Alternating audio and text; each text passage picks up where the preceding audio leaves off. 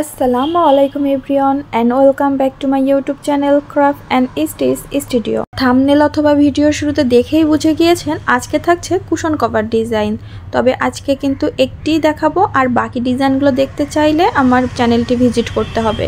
তো প্রথমেই কিন্তু আমি এখানে আমার কুশনের লম্বা আছে 15, আমি তার জন্য 1 ইঞ্চি সেলাই মার্জিন নিয়ে 16 ইঞ্চি টোটাল সাইডে 16 ইঞ্চি বরাবর কেটে নিব এবং দুটি পাটের একটি পাটের মাঝখান থেকে কেটে নিয়ে এখানে দেখুন আমি 1.5 ইঞ্চি করে দুটি দাগ দিব উভয় পাশে, মানে চারিদিকে একই মেজারমেন্টে দাগ দিয়ে তারপরে স্কেল দিয়ে দাগটি সোজা করে নিব।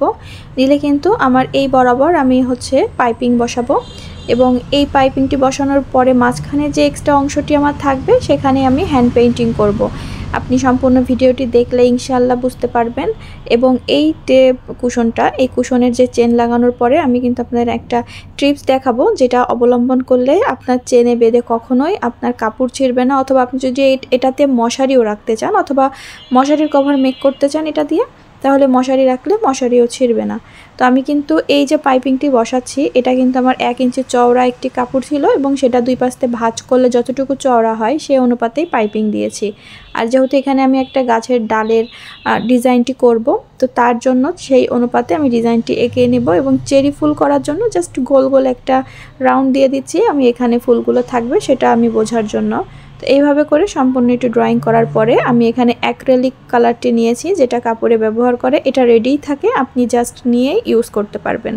তো এখানে কিন্তু আমি গোলাপি কালার আর সাদা কালার, এই দুটি কালার নিয়ে জাস্ট আমি এখানে এই ফ্ল্যাট যে ব্রাশগুলো হয় সেই ব্রাশগুলো দিয়ে জাস্ট আমি পাপড়ির শেপ ক্রিয়েট করলেই কিন্তু আমার চেরি ফুলটি তৈরি হয়ে যাবে। তাছাড়া আর কোনো ঝামেলার কোনো কিছুই নেই। আপনি এইভাবে করেও করতে পারেন অথবা চাইলে ফুল এঁকে নিয়ে তারপরে কিন্তু করতে পারেন। একইভাবে আমি সম্পূর্ণ ফুলগুলো কিন্তু একই প্রসেসেই করে নিব। আপনি চাইলে এখানে অন্যভাবেও করতে পারেন। আর আমি এখানে যে ফুলের কড়িগুলো সেটা জাস্ট একটা পাপড়ি অনুপাতেই করে নিচ্ছি। এখন আমি ডাল পাতার জন্য কিন্তু এই যে কালারগুলো দেখিয়ে দিলাম সেই কালারগুলোই ব্যবহার করব। তো এখানে প্রথমে আমি বাদামি কালার, হালকা সবুজ কালার, হলুদ কালার, মানে প্রতিটা কালারের সংমিশ্রণ করে আমি এই ডালটি কালার ক্রিয়েট করে নিব। মানে আপনাদের ইচ্ছা মতো করতে পারেন। আপনারা চাইলে জাস্ট এই বাদামি কালারটিও অ্যাপ্লাই করতে পারেন, তার সাথে একটু কালো কালার দিতে পারেন। তবে আমি সেটা করব না, যেহেতু আমার কাপড়ের যে মূল কাপড়ের কালারটি একটু ডার্ক, এই কারণে আমি কালো কালারটা অ্যাভয়েড করেছি এখানে।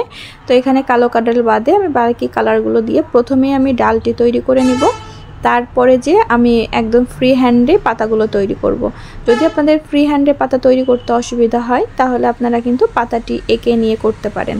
এবং আমি যেই ফুলের কড়িগুলো এঁকেছিলাম সেই কড়ির উপর দিয়ে কিন্তু আমি সুন্দর করে পাতা, মানে ডালের সাথে এঁটে থাকার জন্য যে পাতার লেয়ার সেইটাও কিন্তু আমি সেখানে করে নেব। আর এই ফুলের ভিতর দিয়ে ডালগুলো কিন্তু সুন্দর করে নেবেন। তারপরে জাস্ট ফ্ল্যাট তুড়ি দিয়ে পাতা যেভাবে শেপ করতে হয় সেভাবে করে আমি পাতার শেপগুলো তৈরি করব। এবং পাতার শেপগুলো তৈরি করার জন্য এখানে আমি যেই সবুজ এবং হলুদ এই দুটি কালারের সংমিশ্রণ করেই কিন্তু আমি সবগুলো পাতা ক্রিয়েট করে নিয়েছি। এই যে পেন্টিংটি দেখছেন এরকম কিন্তু আরও একটি কুশন কভারের পেইন্ট করে অলরেডি আমি আপলোড করেছি, সেটা দেখতে চাইলে আমার চ্যানেলটি ভিজিট করতে পারেন, তাহলে দেখতে পারবেন। সেটা কিন্তু একটু অন্যরকম ছিল এবং সেটা অনেক ইউনিক একটি ডিজাইন হয়েছে। এছাড়াও কিন্তু আমি হ্যান্ড পেন্টিংয়ের ড্রেস মেকিংও দেখিয়েছি এবং সেই ডিজাইনগুলোর আইডিয়াও কিন্তু আপনারা সেখান থেকে নিতে পারেন। এখন আমি এই ফুলের মাঝখানে কমলা কালার দিয়ে ফুলের রেনু ক্রিয়েট করে নিব। এখানে আপনারা চাইলে হলুদ কালার ইউজ করতে পারেন। এখন আমি পিছনের পাটে চেন অ্যাটাচ করব এবং এই চেনগুলো কিন্তু গজ হিসাবে বিক্রি হয়, আমি সেই চেন কিনে এখানে অ্যাটাচ করছি। তো এই যে যখন আপনি বড় কুশন করবেন তখন কিন্তু জামার পিছনে যে চেনগুলো দেওয়া হয় সেটার লম্বা অনুপাতে হয় না, তখন আপনার কিন্তু এরকম গজ চেন কিনতে হয়। এবং এই গজ চেন কিনলে যখন আপনি কাটবেন তখন দেখবেন চেনের নিচের যে তারগুলো থাকে সেটা কিন্তু আপনার কাপড়ে বেঁধে কাপড় ছিঁড়ে যায়, অথবা যদি আপনি এখানে মশারি রাখেন মশারিটি ফুটো হয়ে যায়। তো এই জন্য একটি টিপস দেখাবো একটু পরেই। তো এখানে আমি দুই পাশের কাপড় অল্প করে ভাঁজ করে নিয়েই কিন্তু আমি একদম কোনা ঘেঁষে কাপড়টি সেলাই করে নিব এবং বাড়তি চেনটি কেটে সামনের এবং পেছনের পার্টটি আমি এখানে জয়েন্ট করব। এবং যখনই আমি এই কাপড়ের একদম কোনার দিকে আসব তখন কিন্তু একটু রাউন্ড করে সেলাইটি করব। এবং চেন বরাবর আসলে কিন্তু অবশ্যই ডাবল স্টিচ দিয়ে নেবেন, কারণ চেন কিন্তু ওই জায়গা থেকে খুলে যাওয়ার একটা সম্ভাবনা থেকেই যায়। তো এইভাবে আমি দুটো সেলাই করে নিব যাতে কোনোভাবে এটা না খোলে। আপনারা চাইলে একটিও করতে পারেন। এখন আমাদের যে অংশে চেন আছে সেই চেনের অংশে কিন্তু আমি ওই যে বলেছিলাম একটা কাপড় নিব, সেই কাপড় নিয়ে আমি সেই বরাবর সেলাইটি করব।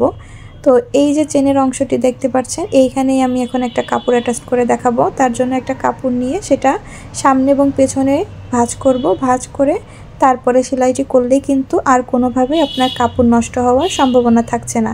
তো আশা করি আজকের ভিডিও থেকে আপনারা উপকৃত হয়েছেন। এরকম আরও ভিডিও দেখতে চাইলে আমার চ্যানেলের সাথেই থাকতে হবে। ডে বাই ডে কিন্তু আমি এরকম অনেক বিভিন্ন ধরনের ডিজাইন আপলোড করব। আশা করি সেগুলো থেকে আপনারা একটু হলেও উপকৃত হবেন। আল্লাহ হাফেজ।